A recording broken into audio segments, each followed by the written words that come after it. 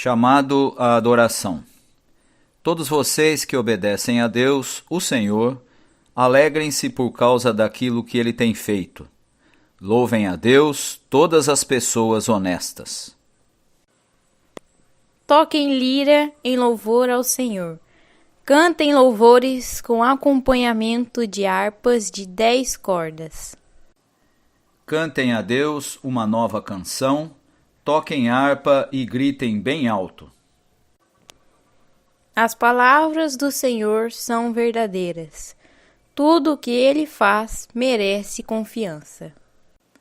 O Senhor Deus ama tudo o que é certo e justo. A terra está cheia do seu amor. Por meio da sua palavra, o Senhor fez os céus. Pela sua ordem, Ele criou o sol, a lua e as estrelas. Deus juntou os mares num lugar só e guardou os oceanos em reservatórios. Que toda a terra tema a Deus, o Senhor. Que todos os habitantes do mundo o temam, pois Ele falou e o mundo foi criado. Ele deu ordem e tudo apareceu.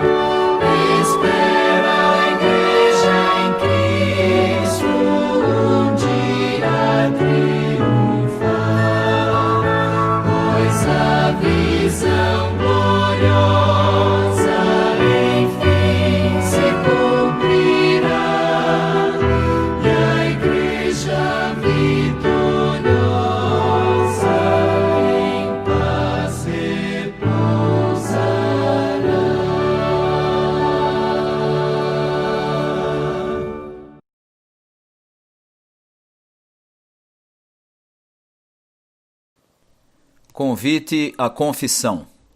Portanto, se dizemos que estamos unidos com Deus e ao mesmo tempo vivemos na escuridão, então estamos mentindo com palavras e ações. Porém, se vivemos na luz, como Deus está na luz, então estamos unidos uns com os outros, e o sangue de Jesus, o seu Filho, nos limpa de todo o pecado. Se dizemos que não temos pecados, estamos nos enganando e não há verdade em nós. Mas, se confessarmos os nossos pecados a Deus, Ele cumprirá a sua promessa e fará o que é correto. Ele perdoará os nossos pecados e nos limpará de toda a maldade.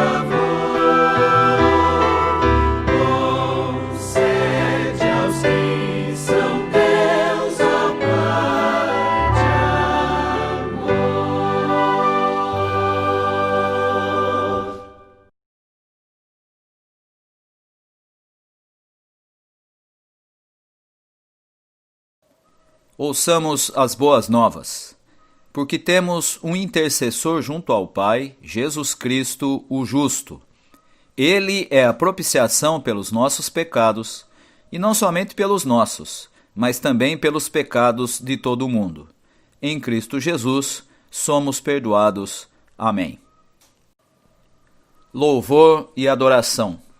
Ao Deus a quem devemos a vida e a salvação, louvemos com gratidão.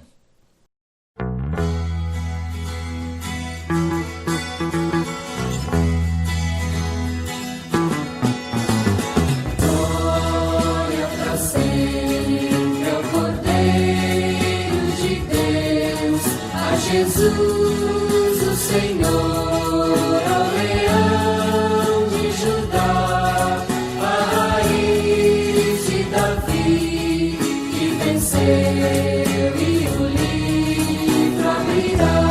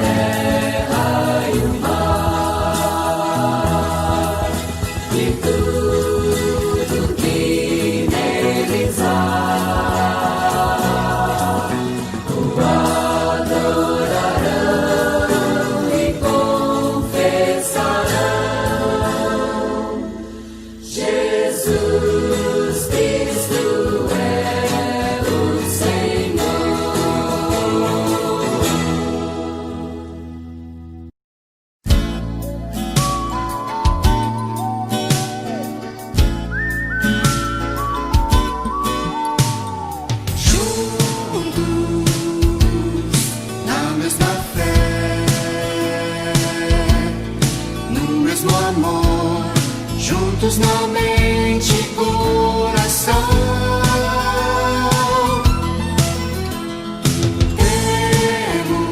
Temos em cada um a mesma marca, o mesmo sangue, a mesma cruz. Juntos somos um corpo em Cristo. Juntos somos um corpo vivo, Corpo que adora e que serve, corpo que chora e se alegra, corpo que parte e reparte as cargas do irmão. cordas que foram partidas podem de novo soar. Corpo onde a vida é mais vida, vivendo em Jesus. Corpo onde a vida é mais vida, vivendo em Jesus.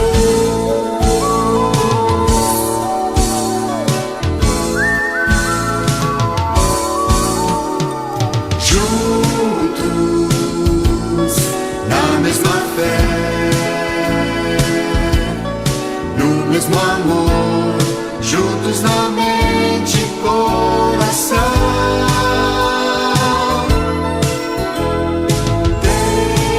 Temos em cada um a mesma marca, o mesmo sangue, a mesma cruz.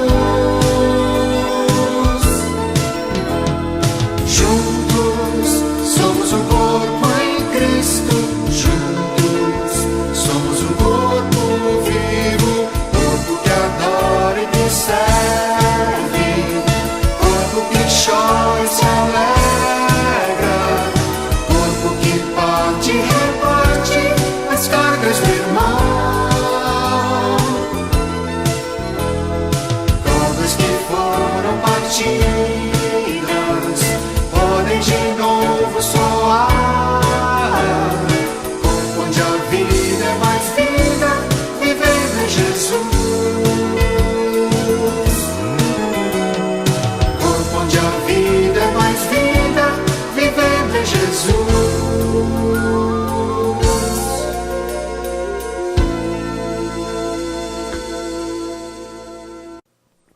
Oração por iluminação.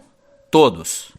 Senhor Deus, nosso Pai, que os nossos ouvidos, os nossos corações e as nossas mentes estejam voltados para Ti neste momento de reflexão nas Sagradas Escrituras. Fala conosco e instrui-nos para que andemos de maneira que Te agrade. Por meio de Jesus Cristo, nosso Senhor. Amém. Leitura do Antigo Testamento.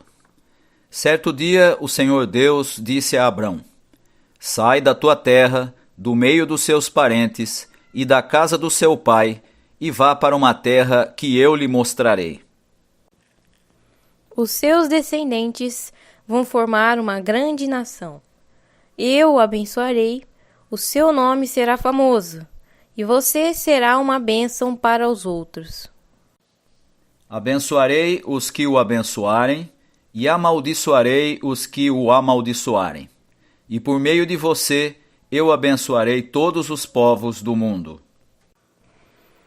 Abrão tinha 75 anos quando partiu de Harã, como o Senhor havia ordenado, e Ló foi com ele. Abrão levou a sua mulher Sarai, o seu sobrinho Ló, filho do seu irmão, e todas as riquezas e escravos que havia conseguido em Harã. Quando chegaram a Canaã, Abrão atravessou o país até que chegou a Siquém, um lugar santo, onde ficava a árvore sagrada de Moré. Naquele tempo, os cananeus viviam nessa região. Ali o Senhor apareceu a Abrão e disse: Eu vou dar esta terra aos seus descendentes. Naquele lugar, Abrão construiu um altar a Deus, o Senhor, pois ali o Senhor havia aparecido a ele. Depois disso, Abrão foi para a região montanhosa que fica a leste da cidade de Betel, e ali armou seu acampamento. Betel ficava a oeste do acampamento e a cidade de Ai ficava a leste. Também nesse lugar, Abrão construiu um altar e adorou o Senhor. Dali ele foi andando de um lugar para outro, sempre na direção sul da terra de Canaã.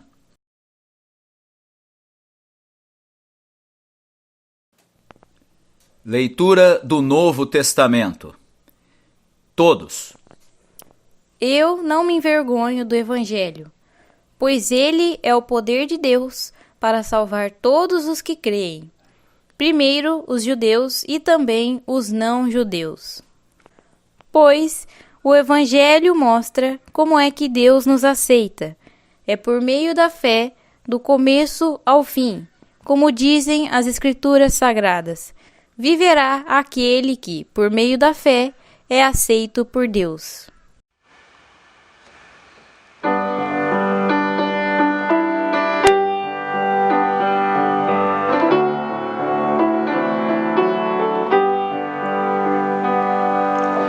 Oh, que paz Jesus me dá,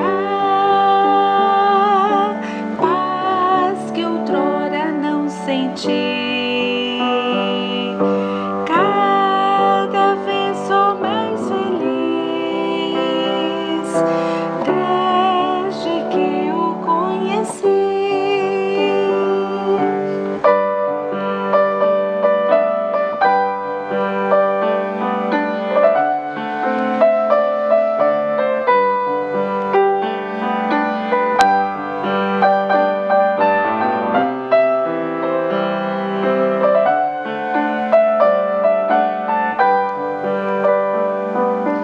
Oh, que paz Jesus me dá, paz que outrora não senti. Cada vez sou mais feliz desde que o conheci. Oh, que paz Jesus me dá, paz que outrora não senti. Cada vez sou mais feliz desde que o conheci.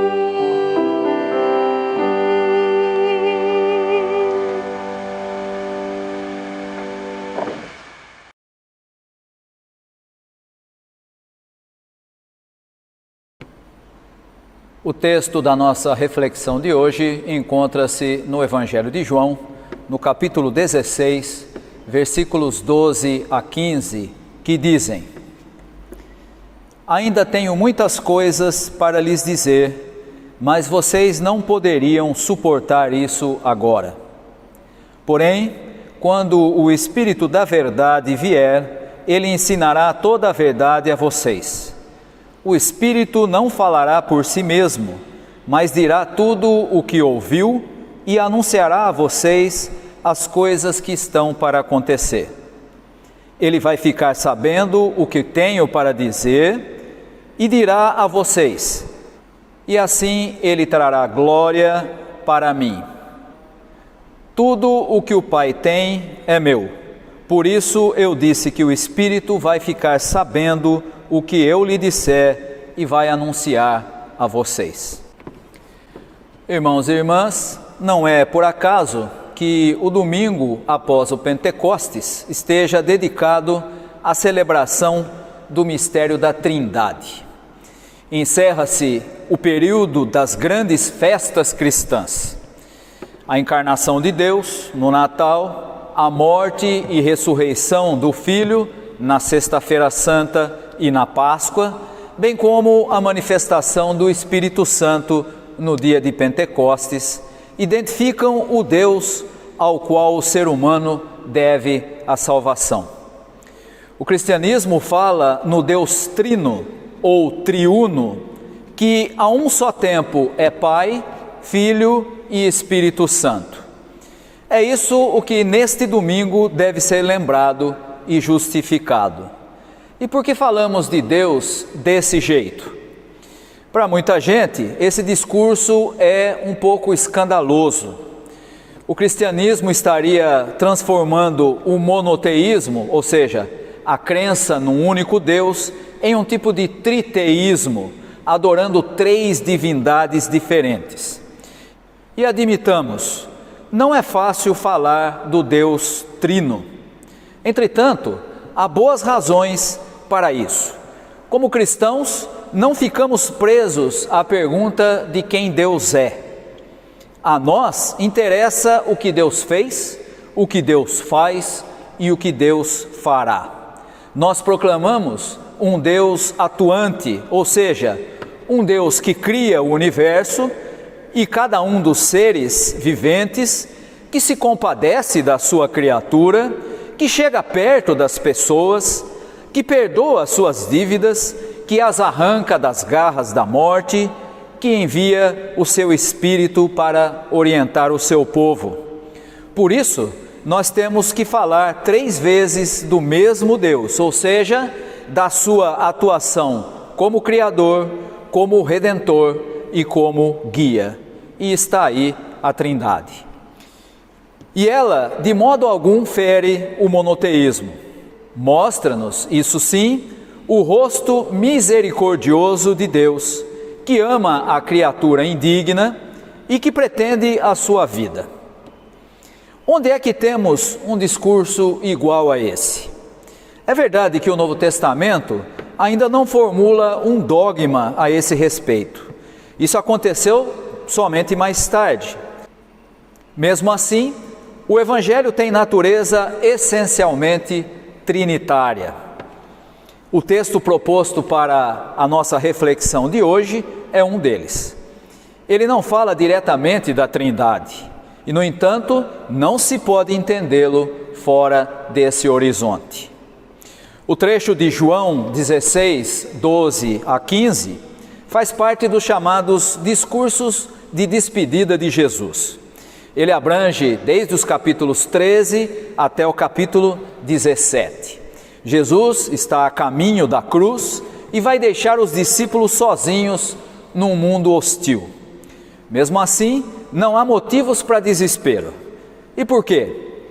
Porque Jesus lhes promete o envio do Espírito da Verdade, o Auxiliador, o Consolador. Por ele, Jesus mesmo vai se fazer presente. Ele vai amparar os discípulos e lhes dar instrução. Vejamos o conteúdo do texto mais de perto. Dentro de pouco tempo, os discípulos não mais poderão contar com a presença física de Jesus. Devem, como se diz na linguagem popular, se virar sozinhos no mundo.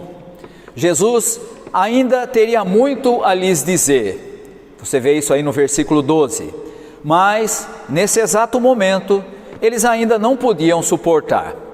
Há coisas que eles irão entender somente após a crucificação e a ressurreição. Será essa uma das grandes obras do Espírito Santo, ou seja, conduzir os discípulos a toda a verdade. Ele vai lhes revelar o segredo da missão de Jesus. Simultaneamente, vai lhes anunciar as coisas que hão de vir. Portanto, o Espírito dirige os olhares não somente para trás, para o passado, lembrando de tudo o que Jesus disse e fez, como aparece no capítulo 14, versículo 26 do Evangelho de João, mas ele aponta também para o que Deus vai fazer no futuro. Isso significa que o Espírito Santo não é saudosista. Lembra a história de Jesus, sim, mas não fica preso a ela.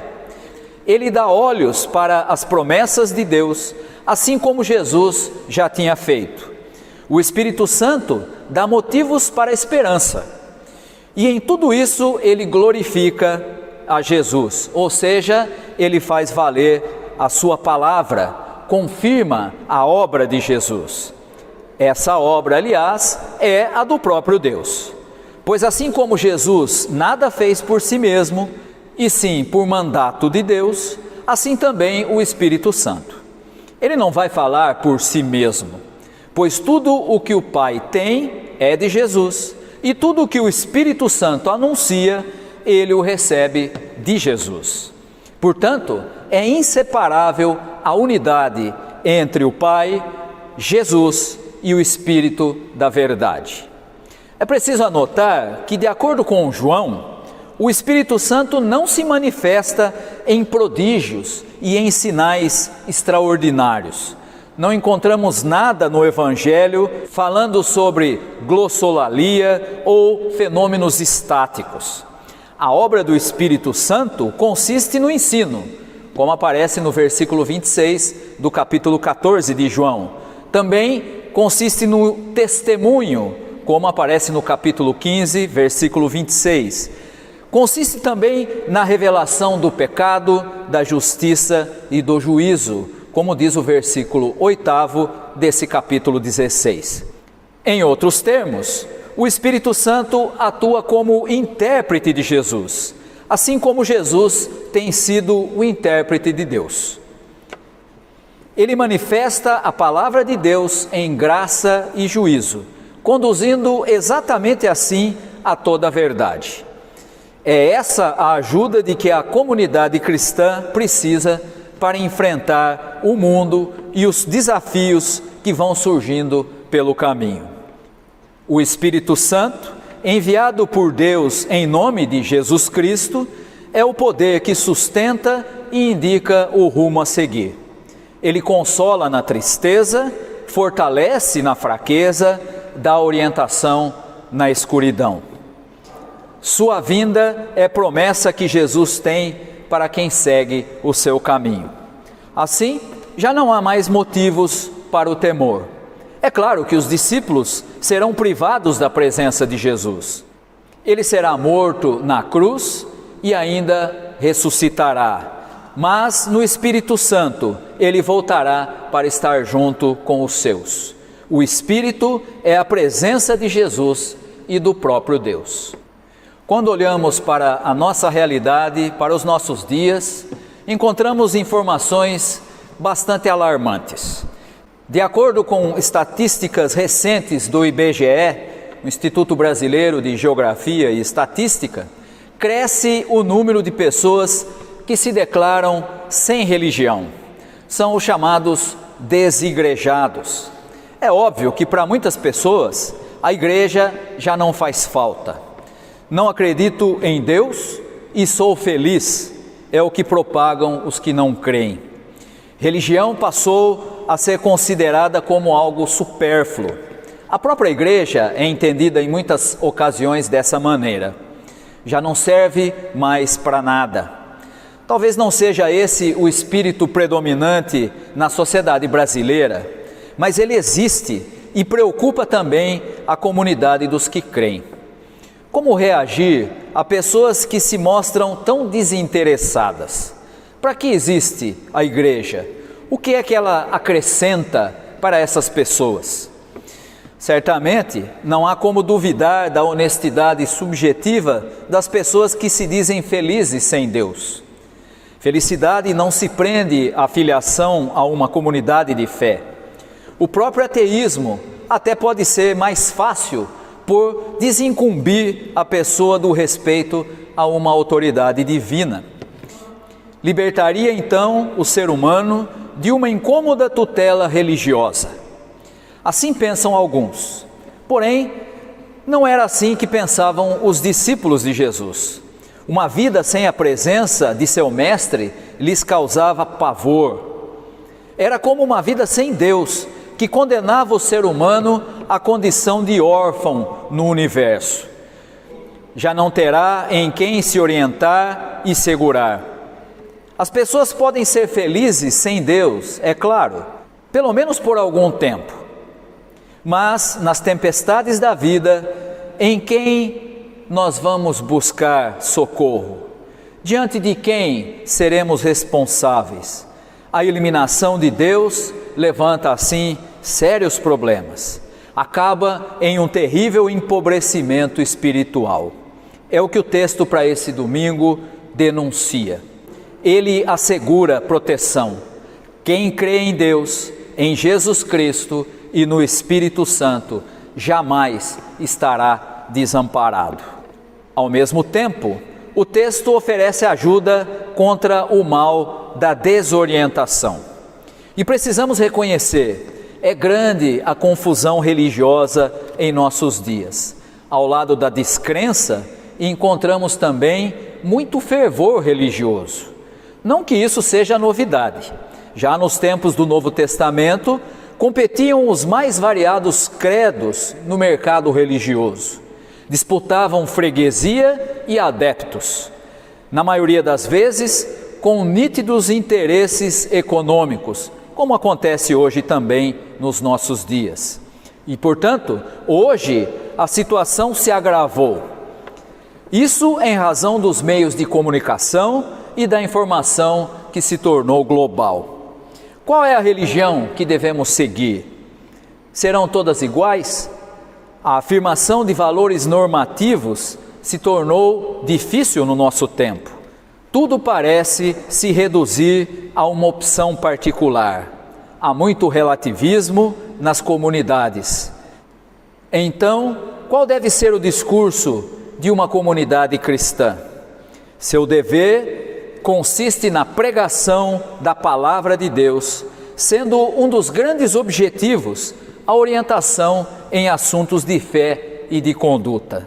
Jesus promete a vinda do Espírito Santo, que vai guiar seus seguidores a toda a verdade. E o que é que isso significa em tempos de palpites religiosos como o atual? A resposta é a afirmação da Trindade. Quem fala apenas de Deus, sem nenhuma referência a Jesus Cristo e ao Espírito Santo, está no perigo de transformá-lo num tirano, num princípio filosófico abstrato ou numa energia positiva ou coisa parecida. O ser humano cria Deus à sua imagem, daí a confusão teológica tão comum no nosso tempo. Ora, Deus é assim como Jesus falou, agiu e viveu. É Jesus Cristo quem cria a nossa imagem de Deus. E Ele o define como misericórdia, compaixão e amor. Jesus coloca os parâmetros para o nosso discurso sobre Deus. Também o Espírito Santo é importante. Ele impede que Deus seja entendido como alguém distante ou mesmo ausente. O Espírito Santo é a presença de Deus em pessoa.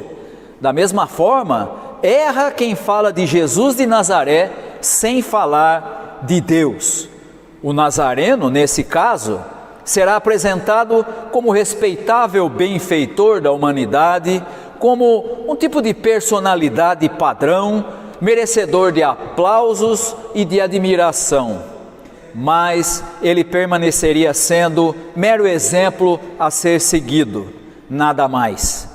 Ele já não será o enviado de Deus. Enfim, é perigoso também falar do Espírito Santo sem o simultâneo recurso a Deus e a Jesus Cristo. Nesse caso, o Espírito Santo poderá se resumir a uma simples força. Seria esse o nosso Deus? Se isolarmos as pessoas da Trindade e falarmos de cada uma delas em separado, onde é que vamos parar? A fé cristã não pode deixar de correlacionar Deus, Jesus e o Espírito Santo. Ela afirma que todo discurso sobre Deus, para ser autêntico, exige colocar essas perspectivas da Trindade lado a lado. O texto deste domingo, ao anunciar a vinda do Espírito Santo, promete amparo aos fiéis nas agruras, nas tentações, nas vicissitudes da vida.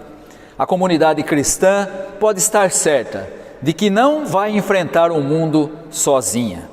Ela o faz no poder do Espírito, que lhe relembra as palavras e os gestos de Jesus, bem como a obra de Deus Pai. É esse Espírito que a conduz, que lhe mostra o caminho. e que lhe revela a verdade sobre Deus e o ser humano. Para muita gente, o Pentecostes, assim como também o Natal e a Páscoa, se reduzem a nada mais do que um simples feriado. Bonito por causa das celebrações e dos símbolos tradicionais, mas de resto sem maior importância.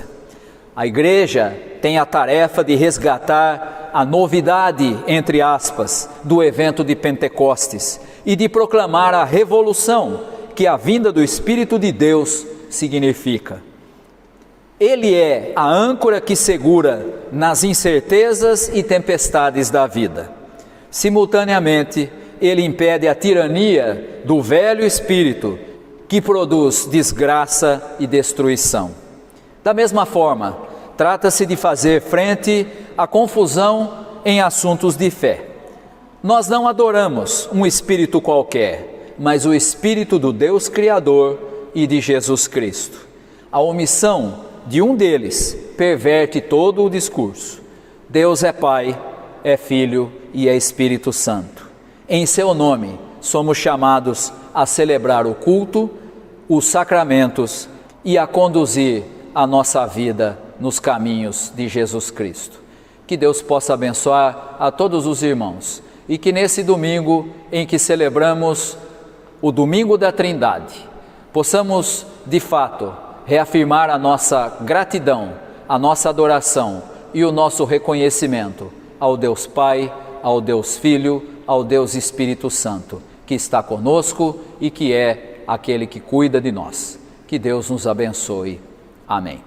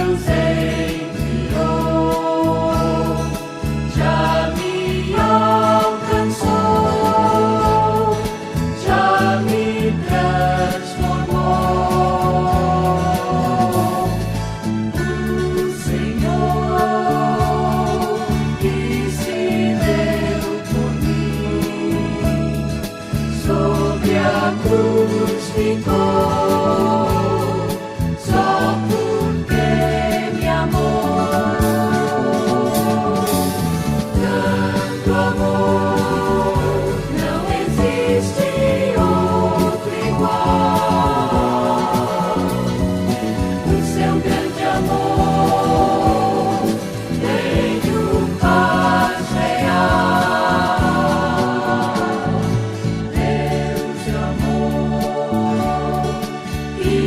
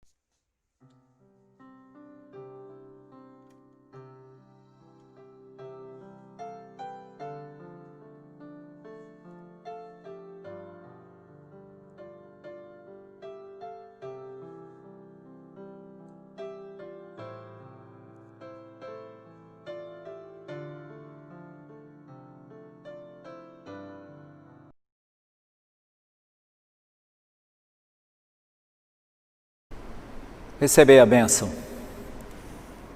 E a graça do nosso Senhor e Salvador Jesus Cristo, o amor de Deus, o nosso Pai, o ensino e as consolações do Espírito Santo estejam convosco, irmãos, hoje e para todo sempre.